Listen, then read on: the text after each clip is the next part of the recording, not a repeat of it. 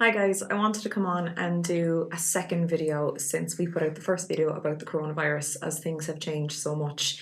Firstly, I hope you're all good. I hope you're all still healthy and you are coping with the social restrictions that have been put in place. This video, we're going to talk about the reality for some couples, which is postponing their wedding. Realistically, some couples are in the position that they are already postponing their weddings, others are strongly considering it, and then some couples are still holding tough. Depending on the original wedding date they had in place, they're hoping that this all sorts itself out sooner rather than later, restrictions are lifted, and they can actually go ahead with that original date. When do I postpone my wedding? What we're going to talk about today is at what point are you actually going to make that final decision that you're definitely going to go ahead and postpone your wedding date.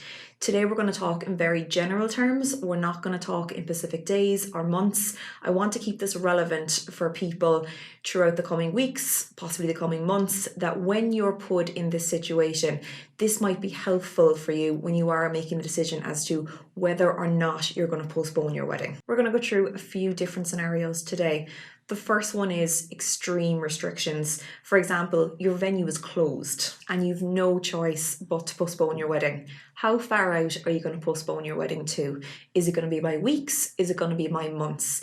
In an extreme lockdown situation like this, how long do you think it's going to take for the restrictions to be slightly lifted to a point where you can actually go ahead with your wedding as planned or with your wedding at a reduced number capacity? If you go too short term, you might be getting yourself into the situation of having to do a double postponement. You postpone your wedding out to a new date, the restrictions are still in place, and now you're postponing to a second new date. Or alternatively, if you postpone out too far, if the restrictions are lifted, are you then in a situation where your wedding date comes, you could have gone ahead with it, but now you're waiting for that wedding date to come around unnecessarily? The second scenario is there are now lighter restrictions. Your venue is now open, but there are still restrictions in place. This could be the number of people that are allowed to gather, so you do have to think about different scenarios within this situation.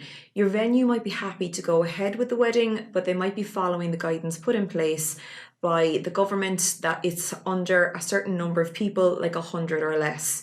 In the situation, what was your original numbers? If you were the couple that were having a small wedding anyway, it was around the 100, maybe a few people over, and you only have to cut the guest list slightly, you might be comfortable going ahead in this situation. Alternatively, you might have been planning a very large wedding, talking 300-400 people, and slicing your guest list by that many people just isn't something that you want to do. Another consideration is the health of yourself, of your family, and of your guests. As restrictions are lifted, like initially what's going to come in the following weeks or months, is that things are going to come a little bit more lenient. If you are going to go ahead with the wedding in a reduced restriction situation, how comfortable are you with bringing that gathering together and inviting your guests to come together and celebrate your wedding? The third scenario is that there's no restrictions in place. The flip side is that the majority of countries around the world do actually have restrictions in place at the moment. It might be something that's very hard to believe in this moment, but we will all return to normality eventually. This is so you don't postpone your wedding too early. In the weeks and months running up to your wedding, you need to watch out for the signals from the government and the WHO that they are going to be a bit more lenient with the restrictions or completely lift the restrictions. You don't want to postpone your wedding and find your wedding day coming around where you could have went ahead with what's going on restriction-wise in that moment. From a very high level, there are three scenarios that you may find yourself coming across. We're now going to talk about actually going ahead with the process of postponing your wedding. Before I get into that, you do need to think about, what do you want? This is your wedding day. It's a happy day. You need to enjoy the process. You need to enjoy the planning. So before you reach out to your venue and you reach out to your suppliers, do think about what you actually want. The ceremony venue and the reception venue are the two places where the largest number of people may gather. You might want to contact them first to get a feel for what dates they have available. Alternatively, there might be a supplier that you absolutely have to have at your wedding, and you may want to reach out to them first to see what their availability looks like. When it comes to dates and you're looking at a short-term postponement, do consider looking at Sundays and midweeks.